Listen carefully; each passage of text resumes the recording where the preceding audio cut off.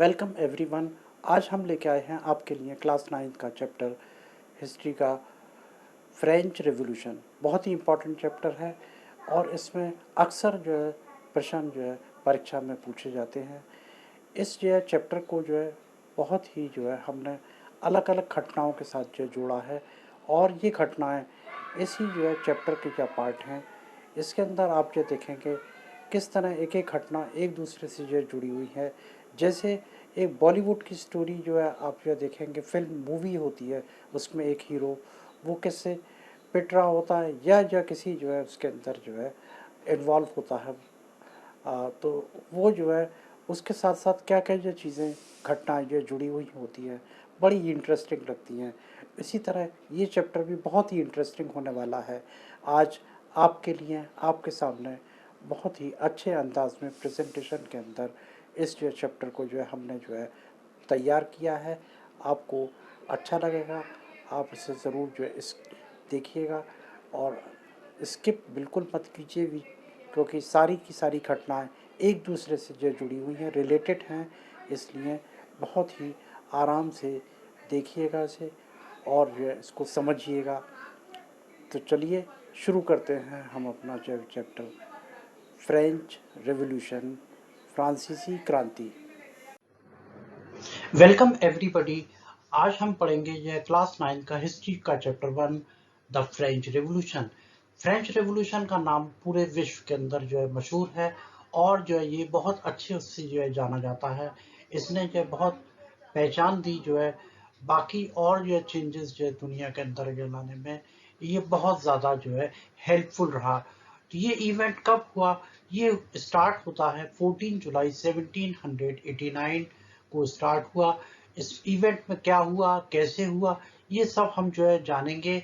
और ये सब जो है why all this thing happen, ये सब क्यों हुआ, इस जो है पूरे इवेंट को जो है हम पढ़ेंगे एक सिस्टम से, जो है सिस्टम वाइज जो है के तहत जो पढ़ेंगे। इसमें ये देखेंगे कि इस चैप्टर के अंदर जो है जो भी ये घटनाएं घटी, जो भी इवेंट हुए, वो ये समझ लीजिए एक हाई स्टोरी यानी हिस्टोरिकल इवेंट जो है ये कैसे हुआ, कैसे कब हुआ, कहाँ हुआ और किन लोगों ने किया और इसकी क्या इम्पोर्टेंस है, इसके बारे में हम जो है जानेंगे। तो आप यह देखेंगे कि जो है ये इवेंट जो शुरू होता है 14 जुलाई 1789 को स्टार्ट होता है। और इस इवेंट में को जो हम बॉलीवुड की स्टोरी की तरह जो पढ़ेंगे कि हीरो को ये मार पड़ रही है और जो वो जो है मार क्यों पड़ रही है, कैसे पड़ रही है, ये जो है हम कुछ फ्लैशबैक में जो जाएंगे, छोटे छोटे इंसिडेंट को हम जो है स्टडी करेंगे, जैसा कि आपका एनसीईआरटी की किताब के अंदर भी दिया हुआ है। तो चलिए हम जो है शुरू करते हैं। क्या होता है कि जो है लोग जो है पेरिस और जो है उसके आसपास के रूरल एरिया के अंदर इकट्ठे होते हैं। और वो इकट्ठे क्यों होते हैं कि उनको ये डर लगता है कि राजा ने जो है फौज भेज दी है, सेना भेज दी है उनको मारने के लिए। वो ये प्रिज्यूम करते हैं कि जो है ये, जबकि राजा ने फौज जो है किसी और पर्पज से जो है भेजी। तो ये सब जो है हम जो है देखेंगे कि जो है वो क्या करते हैं, उनको जो है फौज से जो है छुटकारा लेना था, फौज का सामना करना था। इसलिए उनको जो है उस फौज से सामना करने के लिए, सेना का सामना करने के लिए उनको हथियारों की जरूरत थी। उन्होंने ये प्रिज्यूम किया कि हथियार जो है जेल में हो सकते हैं। तो उन्होंने जो है जेल पे हमला किया, बाकी जितने भी गवर्नमेंट ऑफिसर्स थे वहां पे जो है हमला किया और जो है हथियारों की ये खोज में इधर उधर निकल पड़े। इसके साथ साथ उन्होंने जो बास्टील का जो किला जो था उसको भी जो तोड़ दिया।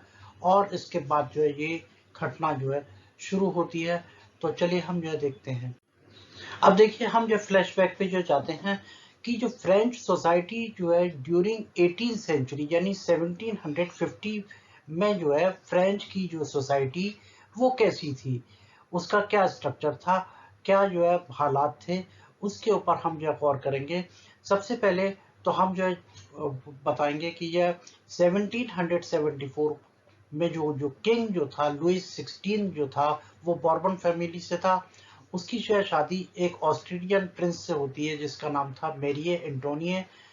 उसका राज्याभिषेक हुआ और उस टाइम पे जो है जो फंड जो है खाली था, यानी जो है खजाना खाली था। अब खजाना खाली क्यों हो गया? खजाना कोई चूहे तो नहीं खा गए? ऐसा तो हो नहीं सकता कि जो खजाना खाली हो गया।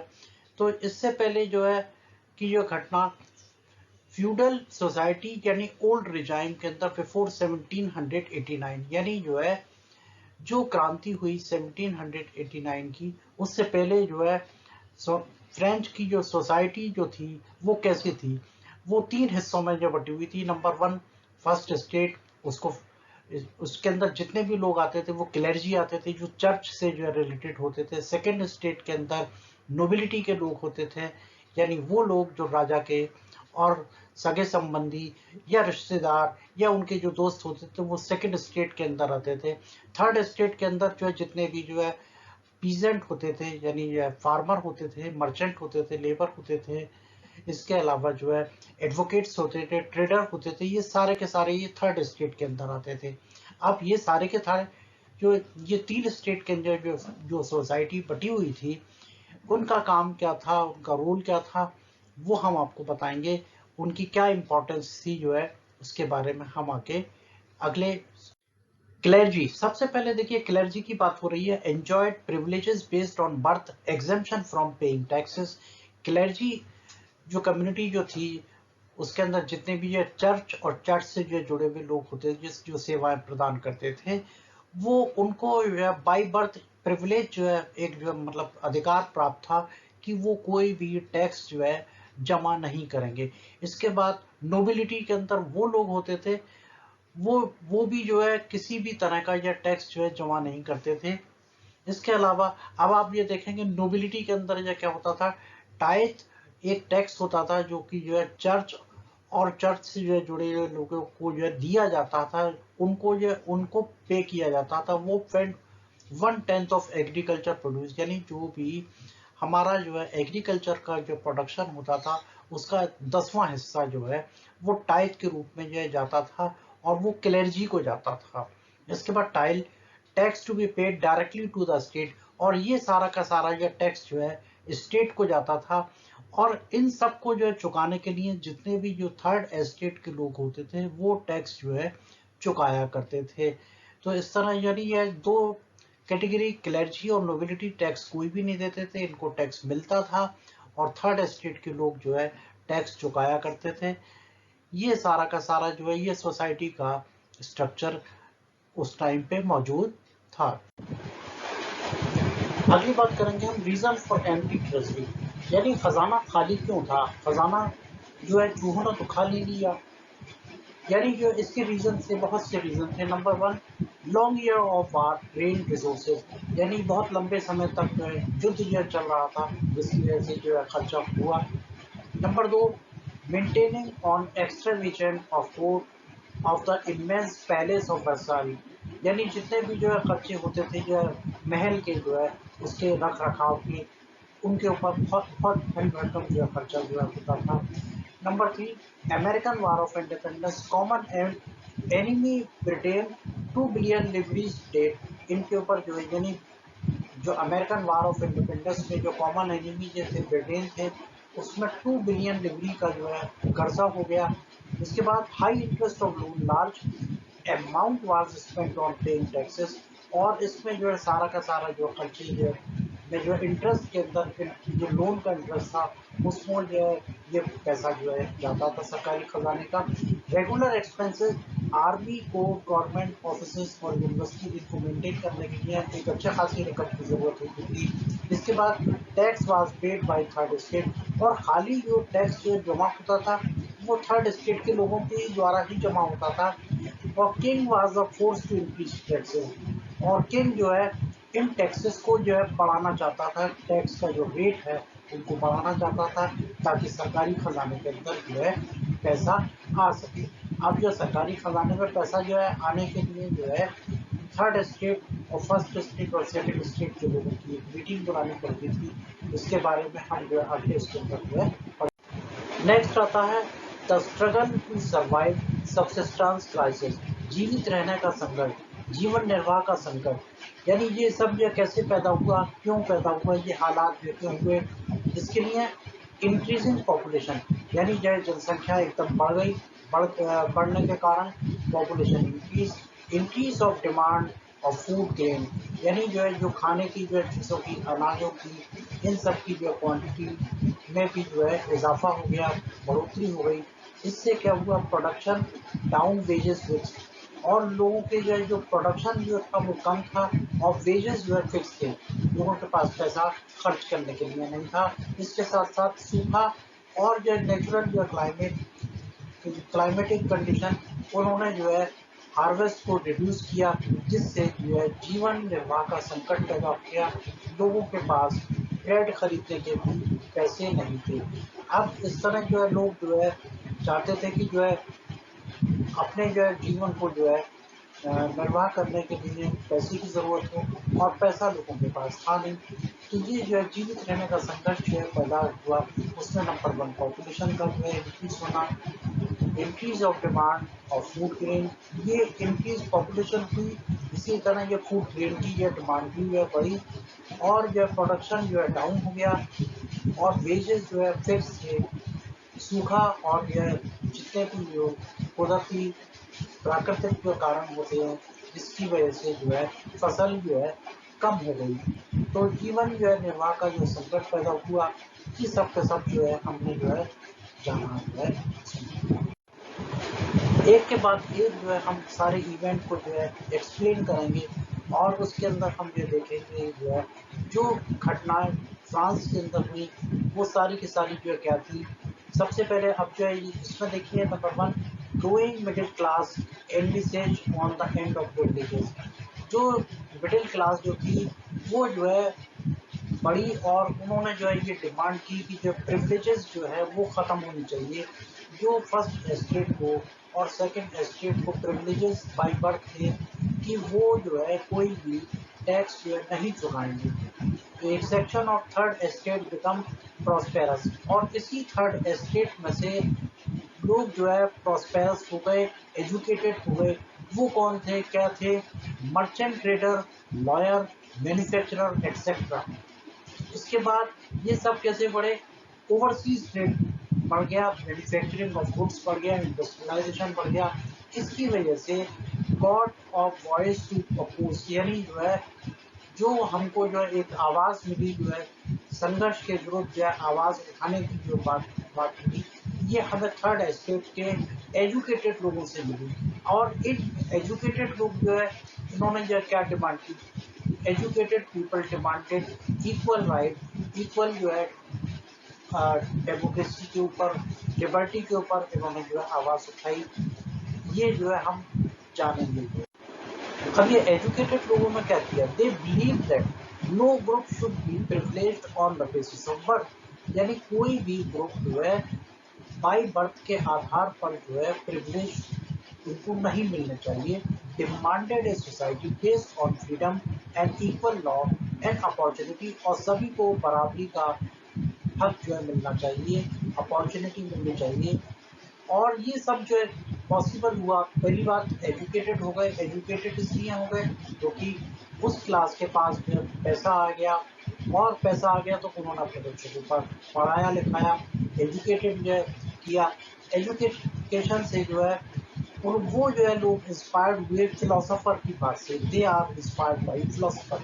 अब ये फिलोसोफर कौन होते हैं? फिलोसोफर वो लोग होते हैं जो कि समाज का एक अहम हिस्सा होते हैं, और वो कुछ एक ऐसी बात करते हैं या कहते हैं जो कि जो है समाज के बहुत काम आने वाली होती है, और एक नई बात होती है, नई सोच होती है। फिलोसोफर कोई भी हो सकता है, आप भी जो है फिलोसोफर हो सकते हैं।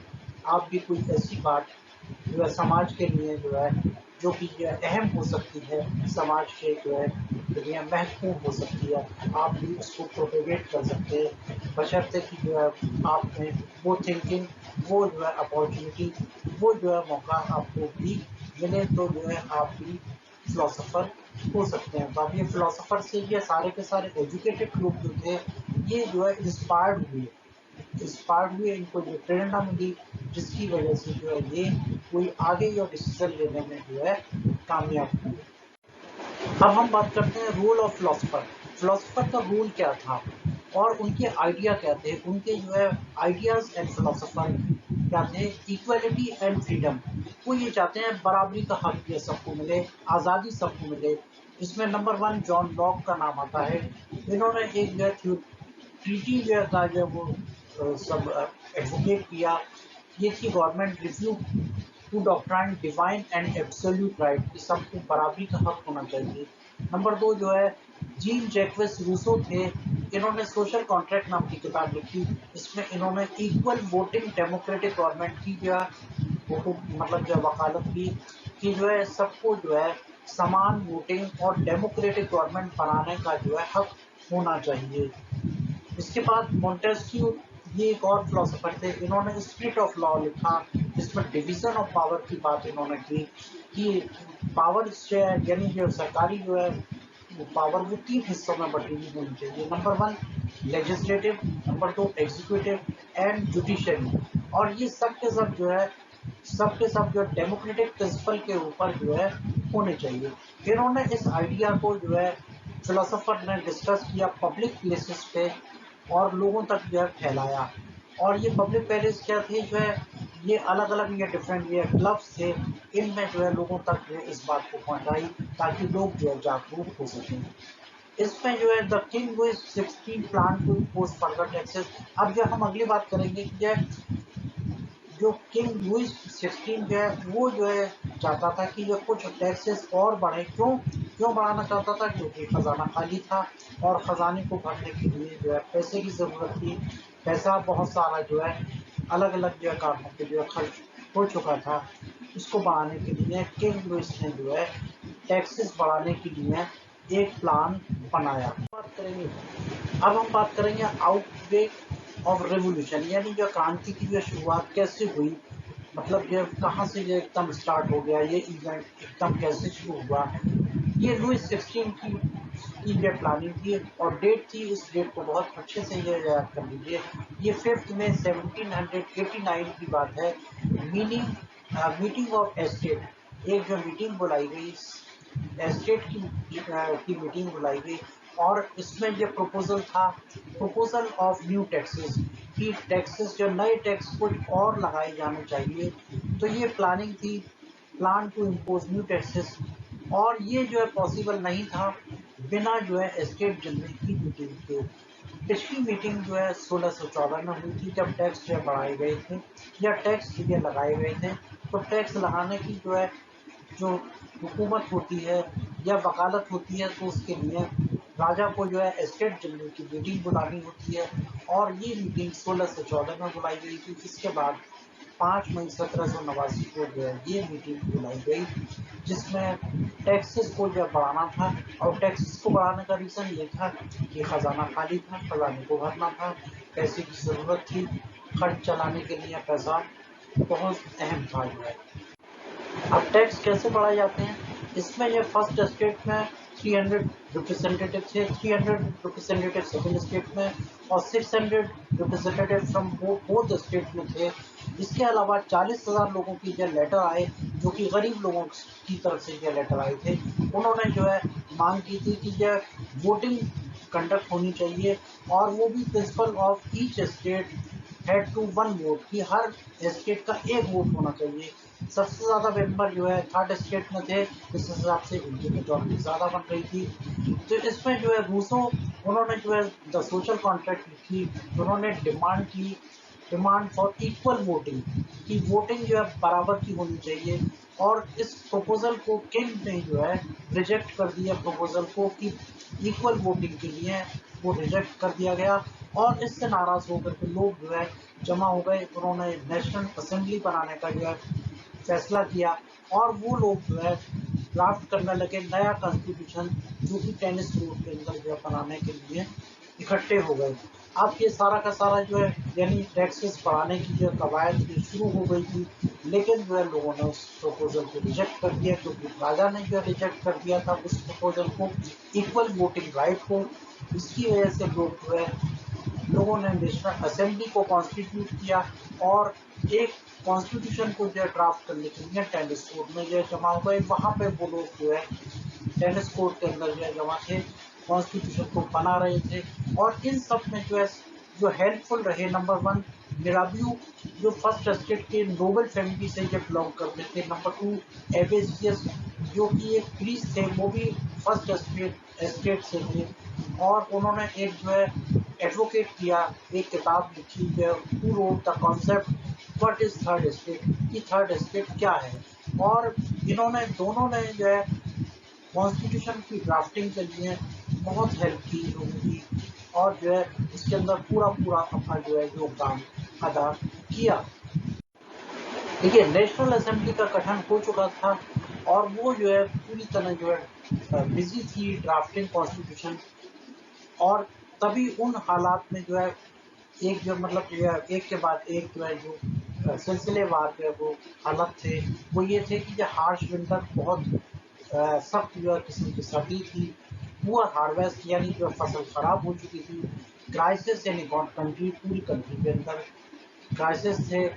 और किंग ऑर्डर ट्रुप्स, और किंग्स ने जो है ट्रुप्स को जो है इजाज़त दे दी, सेना को इजाज़त दे दी कि वो जो है लोगों को जो है जो लोग इकट्ठे हो रहे हैं ट्रुप्स, उनको जो है इकट्ठा उनको रोका जाए और उनको कंट्रोल किया जाए। और एजिटेटेड क्राउड जो स्टॉर्म एंड डिस्ट्रॉयड कैपेसिटी किलाई फोर्ट। और इस तरह जो एजिटेटेड लोग थे उन्होंने ये प्रिज्यूम कर लिया कि ये जो ट्रुप्स जो भेजे गए हैं जगह जगह जिस सेना जो दिखाई दे रही है ये हमको मारने के लिए जो भेजी गई है, इसलिए वो बहुत गुस्से में आ गए।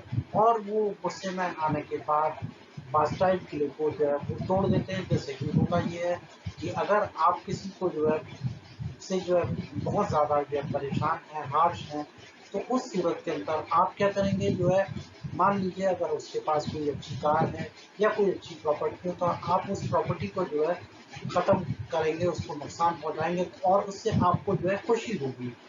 जिसके बाद जो है क्या होता है कि जो है यही जो है सिलसिला शुरू हुआ और उन्होंने लोगों ने बास्टेट किले पे हमला कर दिया। वहाँ की जो ईंटें और वहाँ के जो साज सामान थे उनको ले जा करके उन्होंने बाजार में बेचना शुरू कर दिया। और जब वो दिखाना चाहते कि ये देखिए ये सारे के सारे जो है बहुत ही घटिया किस्म की जो इवेंट मतलब लोग वो हैं राजा हैं, ताकि जो है हम जो है इनसे जो है बदला ले सकें। इसके बाद attacks on chateaux, peasant feared about the action of manor. और ये जो किसानों को ये भी यह डर सता रहा था कि उनके ऊपर जो हमला हो रहा है उनको मारने के लिए हो रहा है, उनकी फसलों को जो है बर्बाद करने के लिए हो रहा है। तो वो जो है इस तरह पूरा कंट्री जो है रिवॉल्ट के मूड में आ गया। Louis 16 recognise national. इसके बाद राजा जो है जब इस सारे हालात की तरफ से जो गुजरता है देखता है तो उसने जो है ये सोचा कि कुछ पावर अपनी जो है कम कर दी जाए। कम की उसने और लुई 16 ने रिकॉग्नाइज किया, नेशनल असेंबली को रिकॉग्नाइज किया और एक्सेप्टेड द कॉन्स्टिट्यूशन, और उसने उस कॉन्स्टिट्यूशन को भी जो है एक्सेप्ट कर लिया। Now powers for taken from clergy tiles was abolish. जितनी भी पावर्स जो क्लर्जी और टाइल्स को दी गई थी उन सब को जो है ख़त्म कर दिया गया। ये राजा के द्वारा जो है एक जो डिसीजन हुआ, नेशनल असेंबली को जो है उसने एक्सेप्ट किया, कॉन्स्टिट्यूशन को उसने मान लिया।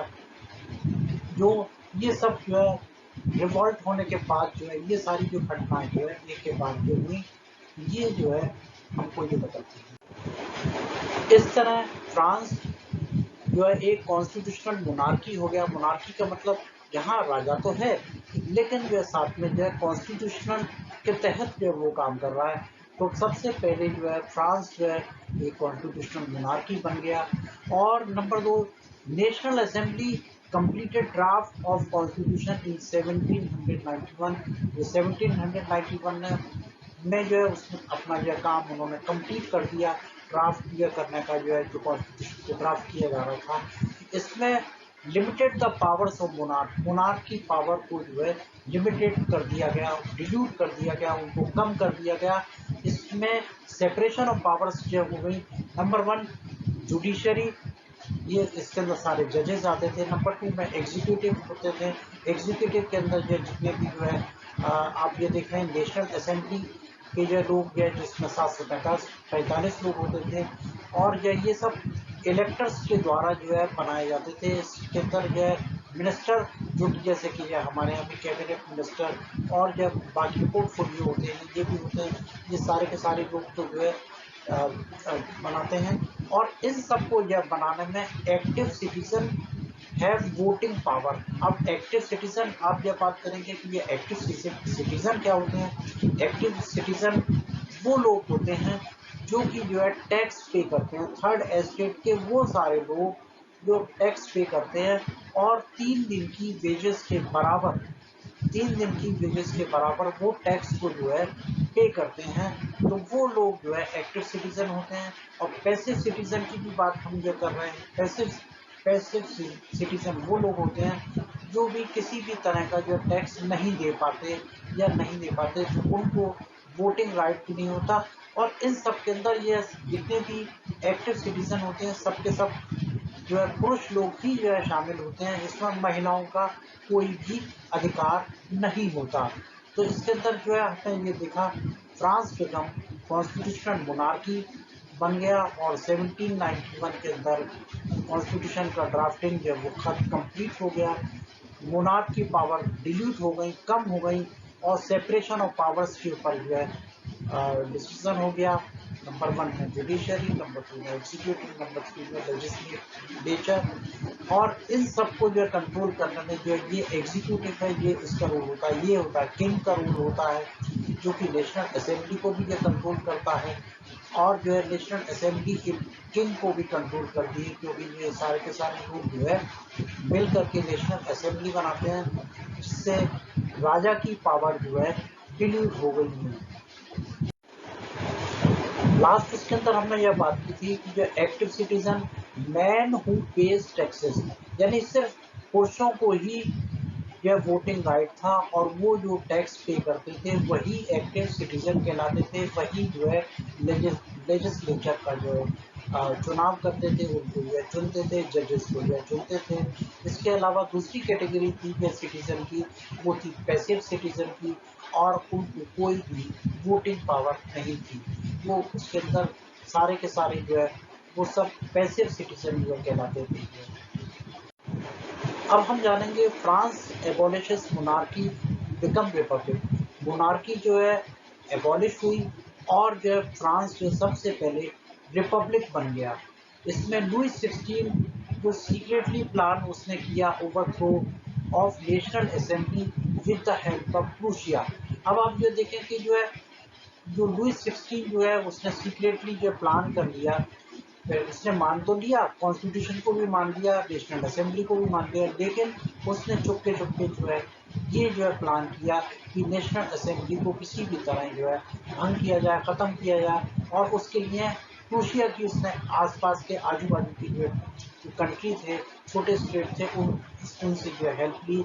उसमें other neighbouring ruler also help him, और अदर ये जितने भी जो आसपास की जो कंट्री थे, पड़ोसी कंट्री थे, उन्होंने उसकी मदद करने के लिए जो हामी भरी। But before this could happen, लेकिन इस होने से पहले ही ये बात जो है नेशनल असेंबली को पता चल गई और नेशनल असेंबली ने जो है वार जो है डिक्लेयर कर दिया प्रूशिया और अदर्स के खिलाफ, जितने भी और अड़ोस पड़ोस की कंट्री जिनकी मदद से नेशनल असेंबली को जो है राजा भंग करना चाहता था, उसको जो है राजा ने जो है मतलब नेशनल असेंबली को पता चल गया और नेशनल असेंबली ने जो है एक युद्ध की घोषणा कर दी रूसिया और अदर कंट्रीज से। अब जो revolution further demand greater political equality, that is voting right to weaker section.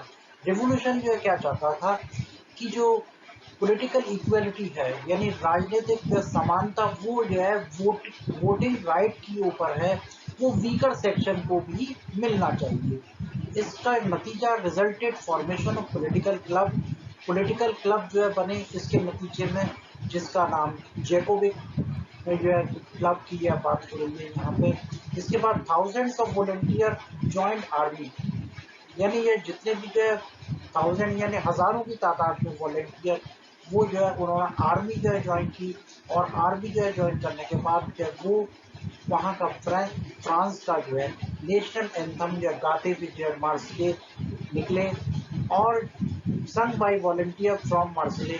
इस तरह जो है पूरे जो है वॉलंटियर्स ने दिया गाया।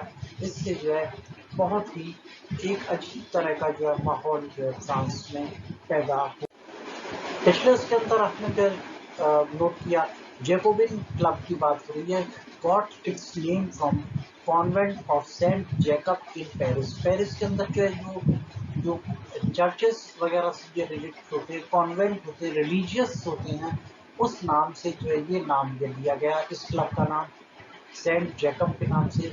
और इसके अंदर जो मेंबर्स होते थे from less prosperous section of the society, जो मेंबर इनमें जो है बनाए गए जो है जो सोसाइटी के बहुत ही प्रॉस्पेरस जो है लोग नहीं होते थे, उनको जो है मेंबरशिप जो दी गई। और इनके जो लीडर जो थे वो थे मैक्सिमिलियन रॉबेस्पियर, ये इनके मेंबर थे, लीडर थे जो है। और इन्होंने एक ड्रेस कोड जो है वो ये जारी किया कि लॉन्ग स्ट्रिप ट्राउजर यानी जो है लंबी धारियों वाली जो है वो पैंटें पहनेंगे। मैन वो रेड कैप लिबर्टी, और आदमी लोग लाल रंग की टोपी पहनेंगे जो लिबर्टी का प्रतीक होगी। दे वर नोन एज सेंस क्लूटर, और ये जो क्लूटर के नाम से जो है जाने गए। दोज विदाउट नी ब्लीचेस, जिनके नी ब्लीचेस नहीं होते उनके लिए जो है ये आया है। इसके बाद समर ऑफ 1792 यानी समर यानी गर्मी का 1792 का period. Parisians were angered by short supply of and high prices of food grain, यानी जो है एक समस्या पैदा हो गई फूड ग्रेन की, उसमें रिवोल्ट बाय देम, तो फिर जो है विद्रोह पैदा हुआ। All the man of 21 year got voting right, और इस तरह जो है 21 ईयर और उससे ज़्यादा के लोगों को जो वोटिंग राइट मिल गया। इसके बाद कन्वेंशन यह बना, एक न्यू असेंबली जब फॉर्म हुई और France become republic. No heredity monarchy, यानी अब मोनार्की खत्म हो गई। What happened to Louis 16? Louis 16 के साथ क्या हुआ? उनके साथ मुकदमा हुआ, उनको जो है डेथ सेंटेंस पे दिया गया और सेंटेंस टू डेथ फ्यूजन, और जो है डेथ फ्यूजन जो है के तहत जो उनके ऊपर जो है यानी देशद्रोह का मुकदमा चला करके उनको सजा दी गई। ये जो है लुइस 16 का जो है इस तरह अंत हुआ।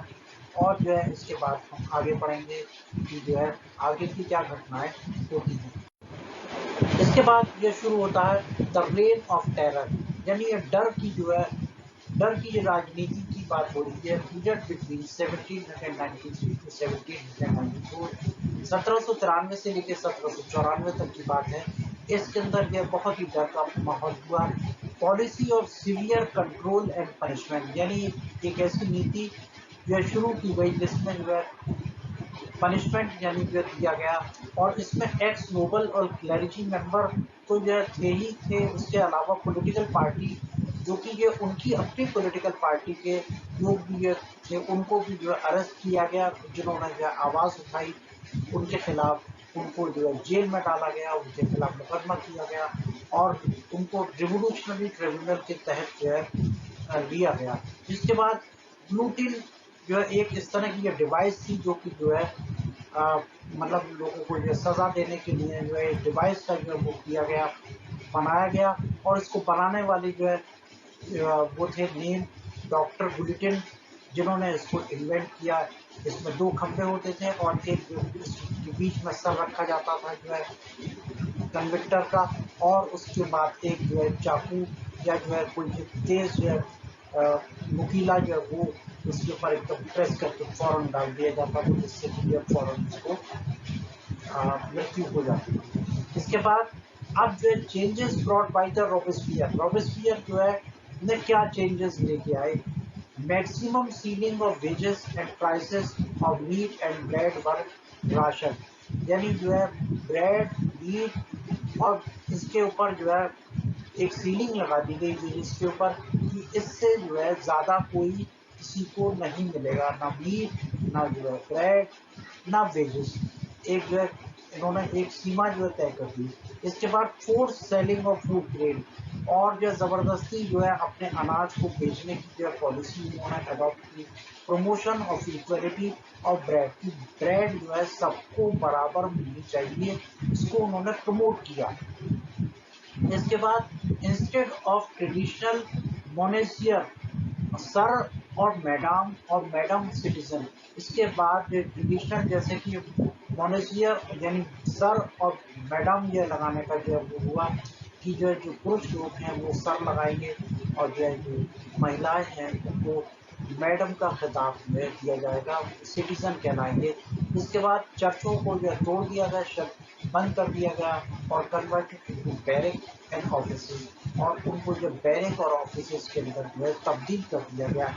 Robespierre were convicted by court in July 1794। इस तरह की जो है खतरनाक पॉलिसी की वजह से रॉबेस्पियर को भी कन्विक्ट किया गया, मुकदमा चलाया गया कोर्ट में और उनको एग्जीक्यूट किया गया। अब इसके बाद आता है directly rule France. Number 1, fall of Jacobin club. Wealthier middle class acquired power, यानी जो वेल्थियर जो मिडिल क्लास में सबसे ऊपरी तह पे थे वो जो है लोग पावर में आ गए, तो जैकोबियन क्लब खत्म हो गया और रॉबेस्पियर को यह सजा दे दी गई।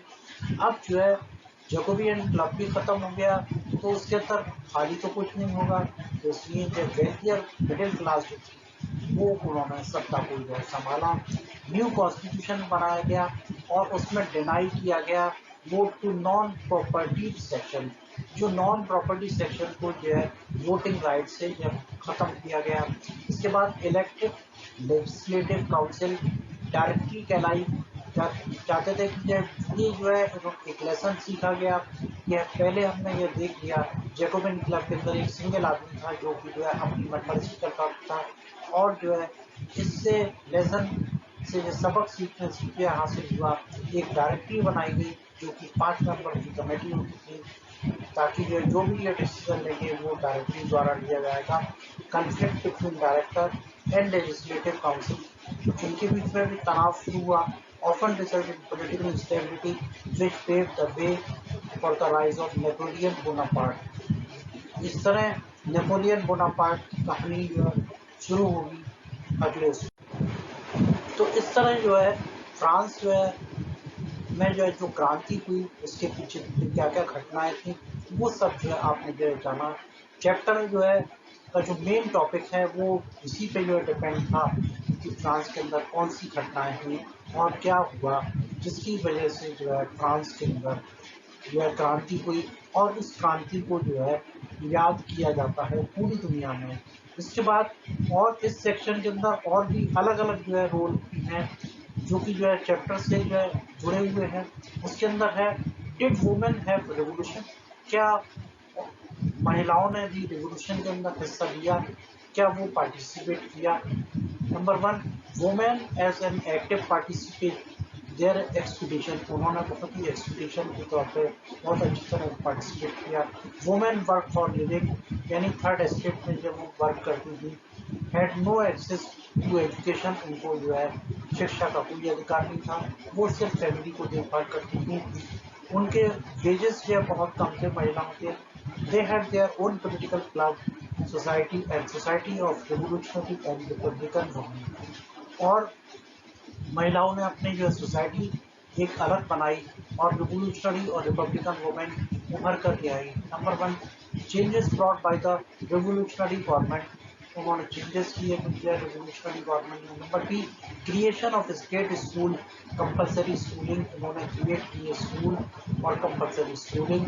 Number 3, they had no force to marry against their will, वो अपने मन मर्जी से जो शादी नहीं कर सकती कर सकती थी। इसके बाद divorce was made legal, divorce को यह लीगल करार दिया गया। इसके बाद they were allowed to train for job becoming artist to और रन स्मॉल बिजनेस, और वो अपना जो है अपना खुद का बिजनेस चला सकती थी, कुछ भी सीख सकती थी। ये सारे के सारे जो है बदलाव जो है महिलाओं के द्वारा हुए जो कि रिवोल्यूशनरी गवर्नमेंट में हमको दिखाई देते हैं फ्रांस की।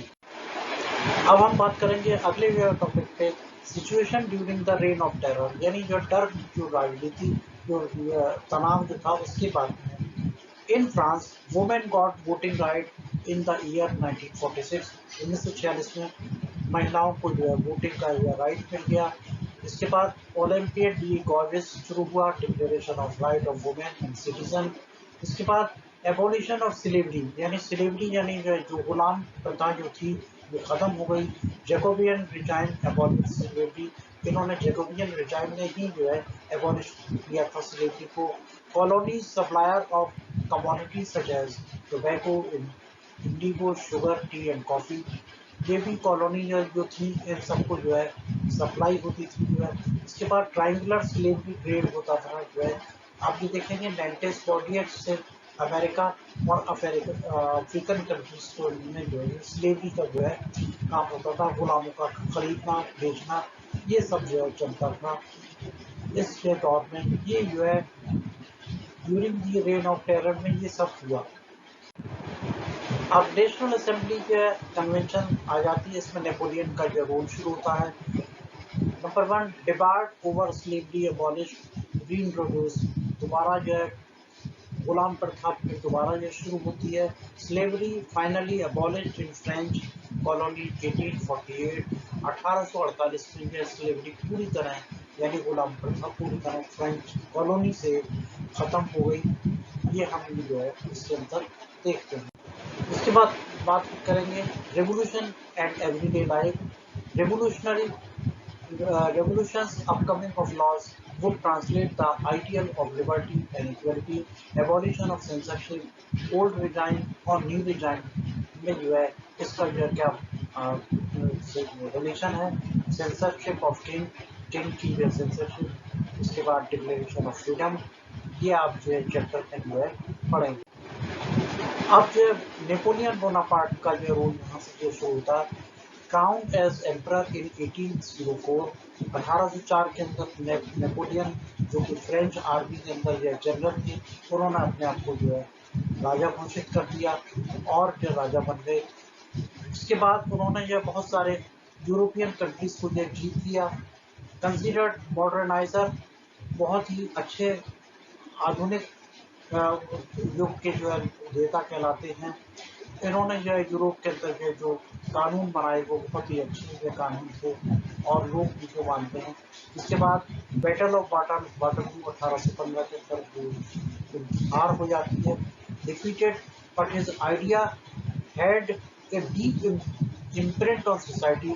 लेकिन जितने भी उनके आइडियाज़ जो थे उनके लोगों की ये समाज के ऊपर जो बहुत एक अच्छा असर छोड़ते हैं। Ideas of liberty and democratic right, legacy of French revolution और फ्रेंच रेवोल्यूशन की रिवोल्यूशन की बात होती है। इस चैप्टर के अंदर ये दो नाम इंडियन के भी आते हैं, टीपू सुल्तान और राजा राम मोहन रॉय।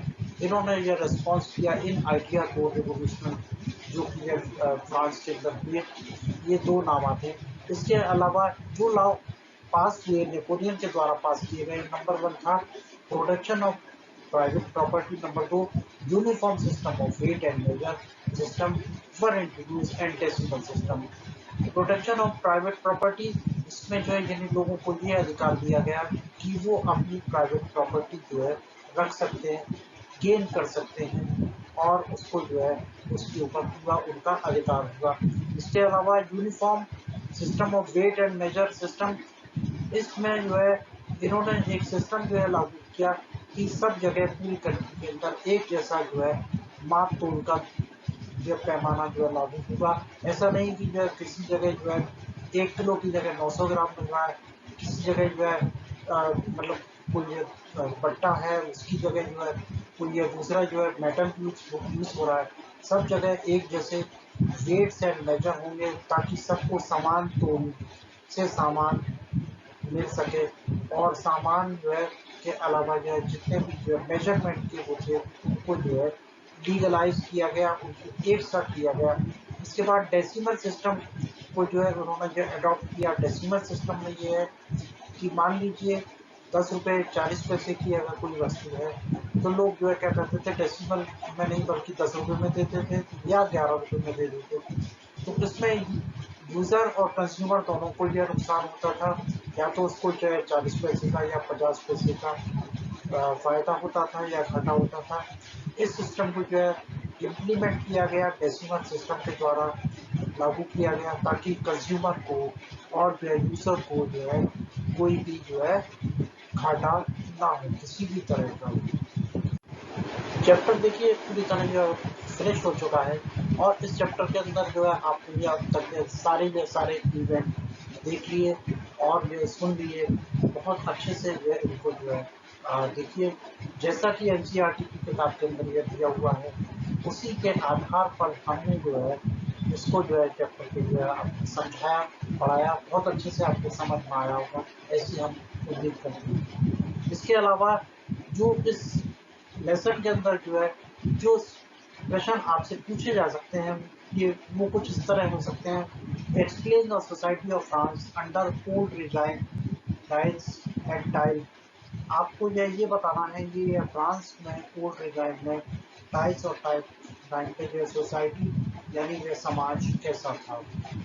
इसके बाद number 2, reason of empty treasure यानी खजाना खाली क्यों हो गया और सबसिस्टेंस क्राइसिस क्या हुआ यानी जीवन निर्वाह का जो संकट क्यों उत्पन्न हो गया। नंबर 3, ये आपको बताया गया how do the middle class emerge in the French society, role of philosopher यानी जो है फ्रेंच सोसाइटी जो है वो उभर के आई, उसके अंदर मिडिल क्लास उभर के आई और उसमें जो है फिलोसोफर ने अपना क्या रोल अदा किया इसके बारे में आप जो बता सकते हैं। फिलोसोफर के अंदर ये थे नाम जो है आते हैं। इसके बाद स्टेट जनरल और नेशनल असेंबली ये पूरा एक इवेंट है। इसके बाद how did the France become constitutional monarchy, constitutional monarchy कैसा बना, एक्टिव सिटीजन और पैसिव सिटीजन इनके बारे में आप देखेंगे। Explain the event which led to the abolition of monarchy, monarchy खत्म किया गया, फॉर्मेशन ऑफ जैकोबियन क्लब बने और उसके बाद define the rain of terror, convention directly, Napoleon Bonaparte, Olympiad D gorges.